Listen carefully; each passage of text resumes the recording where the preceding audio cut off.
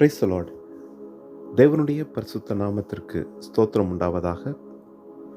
கர்த்தர் நம்மை காக்கிறவர், கிருபையின் மேல் கிருபையை தந்து ஒரு நாளும் நாம் தலைகுனிந்து போகாதபடிக்கு ஆசீர்வதித்து உயர்த்துகிறவர். கர்த்தர் நம்மை ஆசீர்வதிப்பாராக. இந்த காலை நேரத்திலும் நீதி செய்கிறவர் என்ற தலைப்பில் 1 சாமுவேல் புஸ்தகத்திலே 2ஆம் அதிகாரத்தில் 3வது வசனத்தை நான் வாசிக்கிறேன். கர்த்தர் ஞானமுள்ள தேவன், அவர் செய்கைகள் யதார்த்தமானவைகள் அல்லவோ.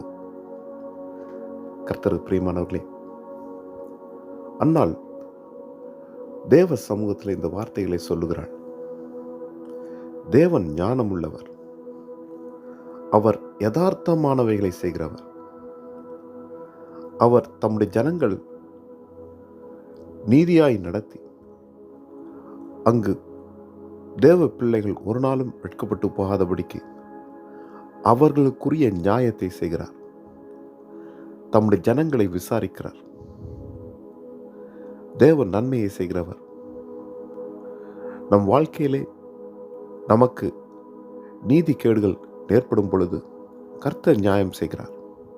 கர்த்தர் நடு நின்று நியாயம் விசாரிக்கிறார். நமக்குரிய நன்மையை தேவன் தருகிறார். நமக்கு வருகிற தீமைகளை தேவன் புரட்டி போட்டு அவைகள் வெட்கப்பட்டு போகும்படியாக கர்த்தர் நமக்கு உதவி செய்கிறார். அங்கு ஏசாயா தீர்க்கதரிசன புஸ்தகத்திலே பார்க்கிறோம். 45ஆம் அதிகாரத்திலே 19ஆம் வசனம், நான் நீதியை பேசி யதார்த்தமானவைகளை அறிவிக்கிற கர்த்தர் என்று எழுதப்பட்டிருக்கிறது. கர்த்தர் நீதியை பேசி அங்கு நியாயமானதை தன்னுடைய ஜனங்களுக்கு செய்கிறார். நமக்குரிய நியாயத்தை தேவன் நிச்சயமாய் செய்வார். தம்மை நோக்கி இரவும் பகலும் கூப்பிடுகிற தம்மால் தெரிந்து கொள்ளப்பட்டவர்கள் விஷயத்திலே அவர் நீடிய பொறுமையாய் இருந்து நியாயம் செய்யாமல் இருக்கிற தேவன் அல்ல. அவர் நிச்சயமாகவே தன்னுடைய ஜனங்களுக்காக நியாயம் விசாரிக்கிறவர். அவர் நீதியுள்ள தேவன். கர்த்தருடைய பிள்ளைகள், நாம் தேவ சமூகத்திலே ஏறெடுக்கிற எல்லா ஜெபங்களுக்கும் நம்முடைய அர்ப்பணிப்புக்கும் தேவன் நிச்சயமாகவே அவர் பதில் செய்வார், நன்மையை செய்வார். தம்முடைய ஜனங்களுக்கு உரியதை, நியாயமானதை நிச்சயமாகவே அவர் நிறைவேற்றுவார். கர்த்தருடைய சமூகத்தில் காத்திருப்போம். அவருடைய தயவை நோக்கி பார்ப்போம். நிச்சயமாகவே கர்த்தர் நம்மை ஆசீர்வதித்து உயர்த்துவார். நான் ஜெபிக்கிறேன். இரக்கமும் தயவு நிறைந்த நல்ல ஆண்டவரே, இந்த காலை நேரத்துக்காக உமக்கு நன்றி செலுத்துகிறேன். தேவரீர், நீர் நியாயம் செய்கிற தேவன். நிச்சயமாகவே எங்களுக்கு நியாயம் உண்டு.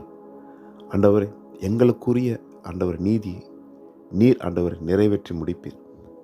கர்த்தருடைய பிள்ளைகள் ஒரு நாளும் வெட்கப்பட்டு போகாதபடிக்கு உம்முடைய சமூகத்தில் ஏறெடுக்கிற எல்லா ஜெபங்களுக்கும் மறு உத்தரவு தந்து தேவரீர், இந்த உலகத்திலே தலை நிமிர்ந்து வாழ செய்ய முடிக்க உம்முடைய சமூகத்திலே அடியனை தாழ்த்துகிறேன்.